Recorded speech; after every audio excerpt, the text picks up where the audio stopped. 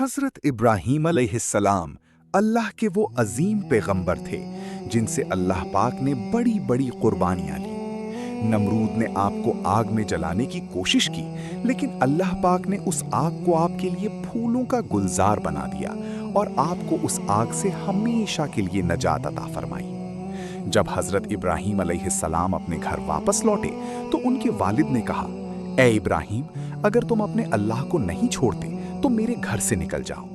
हजरत इब्राहीम अलैहिस्सलाम ने बगैर किसी शिकवे के अपना घर छोड़ दिया और मिस्र की तरफ रवाना हो गए। जब मिस्र के बादशाह को मालूम हुआ कि हजरत इब्राहीम अल्लाह के नबी हैं, तो उसने अपनी बेटी सैयदा हाजरा रजी अल्लाह ताला अन्हा का निकाह हजरत इब्राहीम अलैहिस्सलाम से कर दिया। इसके बाद हजरत इब्राहीम अलैहिस्सलाम अपनी ज़ौजा सैयदा हाजरा को साथ लेकर फलस्तीन चले गए और वहीं रहने लगे।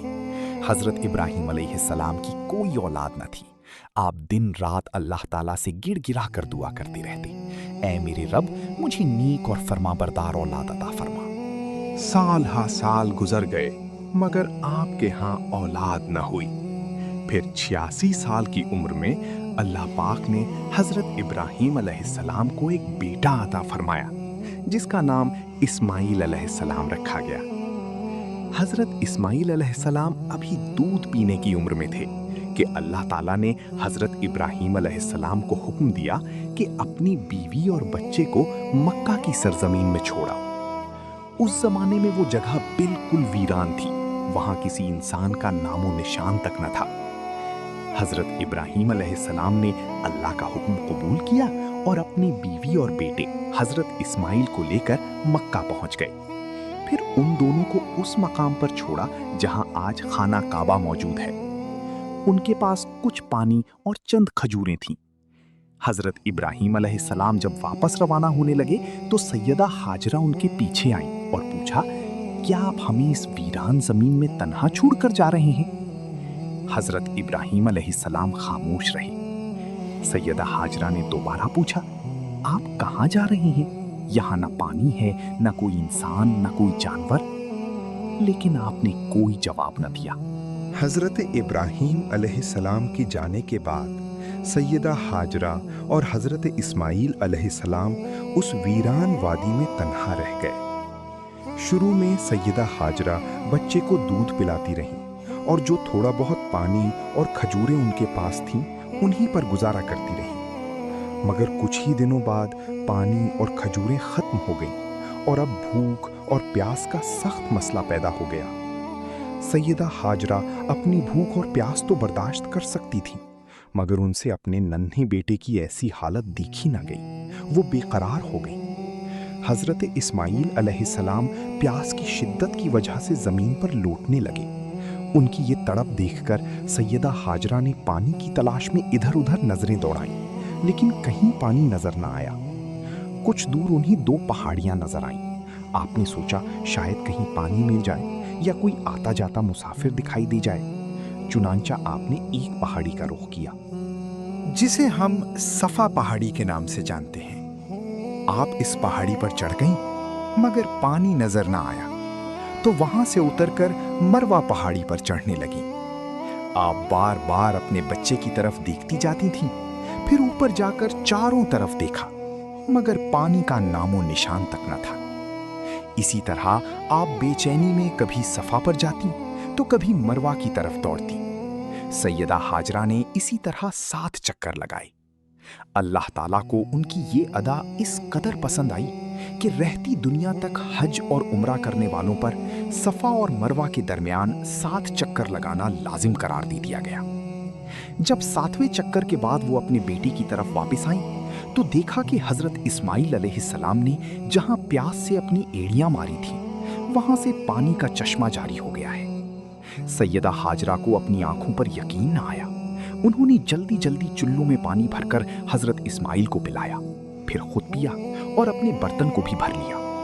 पानी पीते ही तन में जिंदगी की लहर दौड़ गई। इस पानी को आज हम आबे ज़मज़म कहते हैं और दोस्तों, ये उनके लिए अल्लाह की तरफ से एक अजीम तोहफा था। जब पानी तेजी से फैलने लगा तो सैयदा हाजरा ने डर कर उसे रोका और कहा, ज़मज़म यानी रुक जा, रुक जा।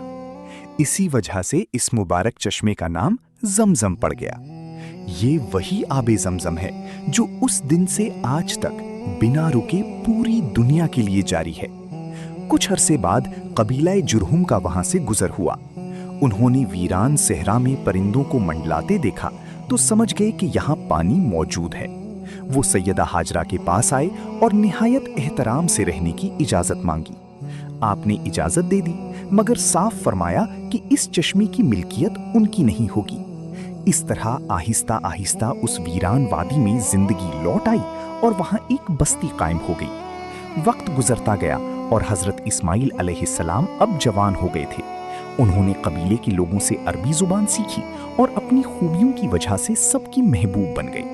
हजरत इब्राहीम अलैहिस्सलाम भी वक्तन फवक्तन फलस्तीन से अपने बेटे और बीवी से मिलने आया करते थे। फिर इम्तिहान की वो घड़ी आई जब एक रात हजरत इब्राहीम अलैहिस्सलाम ने ख्वाब देखा कि वो अपनी प्यारी बेटी हजरत इस्माइल को अल्लाह की राह में कुर्बान कर रहे हैं। ये ख्वाब मुसलसल 3 मरतबा आया। चूंकि अंबिया के ख्वाब वही होते हैं और सच्चाई का पैगाम, इसलिए आप समझ गए कि ये अल्लाह की तरफ से एक बहुत बड़ा इम्तिहान और हुक्म है।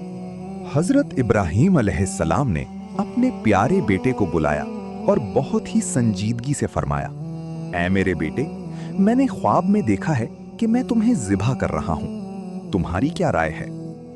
हजरत इस्माइल अलैहिस्सलाम ने बिना किसी डर या हिचकिचाहट के जवाब दिया, अब्बा जान, आपको जो हुक्म दिया गया है उसे पूरा कीजिए, इंशाअल्लाह आप मुझे सब्र करने वालों में पाएंगे।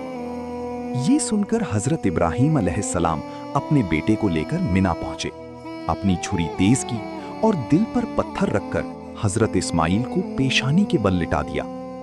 जब आपने छुरी उनकी गर्दन पर चलाई तो दुनिया ने वो मंजर देखा जो तारीख में कभी नहीं हुआ था। अल्लाह ताला ने छुरी को हुक्म दिया, खबरदार, इस्माइल की गर्दन ना काटना। चुनांचे छुरी चलने के बावजूद हजरत इस्माइल अलैहिस्सलाम को एक खराश तक ना आई। उसी वक्त आसमान से एक पुरवकार आवाज आई, ऐ इब्राहिम, तुमने अपना ख्वाब सच्चा कर दिखाया। बेशक हम नेक लोगों को इसी तरह बदला देते हैं। हजरत इब्राहिम ने जब सर उठाकर देखा तो वहां एक सफेद और खूबसूरत मेंढा यानी डंबा मौजूद था।